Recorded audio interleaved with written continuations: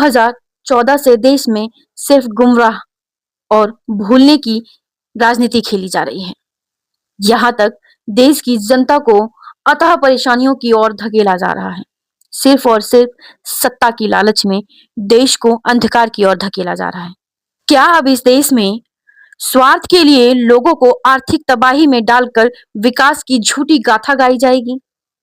अपने लालच में, अपने स्वार्थ में ये सत्ता की कुर्सी से इस तरह चिपक गए हैं कि ये देश को भी, देश की अर्थव्यवस्था को भी, देश को आर्थिक तंगी देने पे तुले हुए हैं।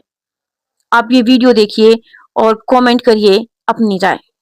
बीजेपी जानती है कि इस देश में अगर शासन करना है तो भूलो और राजनीति करो। हम क्या नहीं भूले, हम पुलवामा भूले, हम पहलगाम भूले, हम उरी भूले, हम पठानकोट भूले, हम दिल्ली का बम ब्लास्ट भूल गए। उन्हें मालूम है कि भुलाना बड़ा आसान है। कुंभ की भगदड़ भूल गए हम, रेल एक्सीडेंट भूल गए हम, एरोप्लेन जो क्रैश हुआ उसको भूल गए हम। उन्हें मालूम है भूलने पर राजनीति हो सकती है। हम इस व्यक्ति को भूल गए। अब बात ही नहीं हो रही इस व्यक्ति की। जब इस व्यक्ति की बात नहीं होगी तो इसने जो मुद्दा उठाया उसकी बात नहीं होगी। मुद्दा क्या था? संविधान के अनुच्छेद 5वीं 6वीं में जो अधिकार दिए गए हैं उन अधिकारों के तहत लद्दाख को संरक्षित करने की बात कर रहा है ये। और इसको इसलिए अंदर डाला गया कि संरक्षण न हो पाए, क्योंकि लद्दाख की खुदाई होनी है, अरावली की होने वाली है। कौन करेगा खुदाई? क्या मालूम नहीं है बक्सवा कौन काट रहा है, हसदेव कौन काट रहा है, सिंगरौली की जंगल कौन काट रहा है, पोर्ट किसके हैं, एरोप्लेन किसके हैं, रोड किसके हैं, ऊर्जा किसकी है, एनर्जी किसकी है? एक पेड़ माँ के नाम, पूरा जंगल बाप के नाम करने वाले ये लोग इस व्यक्ति को देशद्रोही घोषित कर रहे हैं। अरे अपने गिरेबान पे जाके देखो, सबसे बड़े देशद्रोही तुम लोग हो। इस देश की लुल्ली बजा के रखी है विकास के नाम पर। भूख इंडेक्स में नीचे जा रहे हैं, प्रेस इंडेक्स में नीचे जा रहे हैं, रुपया गिरता जा रहा है, सोना आसमान छू रहा है, पेट्रोल आसमान छू रही है, बेरोजगारी आसमान छू रही है, और तुम देशद्रोही नहीं हो, तुम देशभक्त हो गए। धर्म जाति के पीछे